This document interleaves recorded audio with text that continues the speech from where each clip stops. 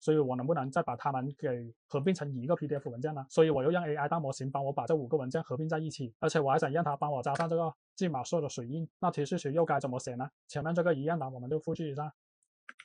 粘贴。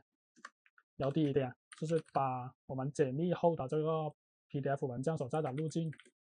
径中的所有 PDF 文件合并为一个 PDF 文件 ，PDF 的语言为中文。第二点，合并后的 PDF 文件的每一页中间都加上一个水印，水印需要衬于文字的下方。水印文件路径为，我们把这个路径给复制一下。然后这个水印的名字叫 watermark.png。然后第3点，合并后的文件名为总销售合同.pdf 吧，然后并保存到原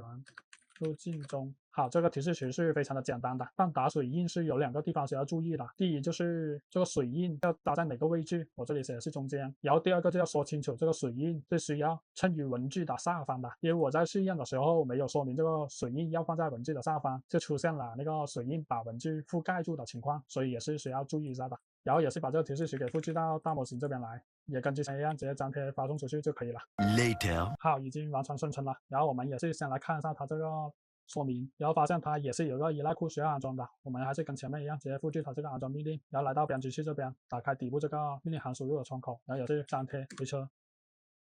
好，因为我这个以前已经安装过了，所以它就不需要再安装了。然后我们就回到大模型这边，把它生成的这个代码给复制一下，然后再回到编辑器，还是在前面的项目这里右键 New Python File， 这名字我们就叫 Watermark 吧，粘贴刚刚复制的代码，然后直接点这个执行。好，瞬间就跑完了。我们来路径这边看一下它的结果，在这个文件夹里面，好，可以看到多了一个总销售合同的 PDF 文件，我们打开看一下。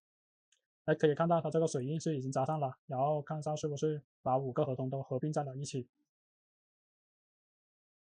好，目前看是已经成功了，把5个 PDF 文件合并在一起，并且把这个水印也加上了，和我们预期的结果一样。